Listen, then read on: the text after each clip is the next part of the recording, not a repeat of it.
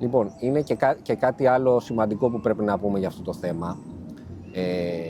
Πολλοί κόσμος μπερδεύει το θέμα της εξάρτησης με το θέμα της ανάγκης για την χρήση κάποιων ψυχιατρικών φαρμάκων για τη διαταραχή που έχει. Δεν είναι το ίδιο πράγμα.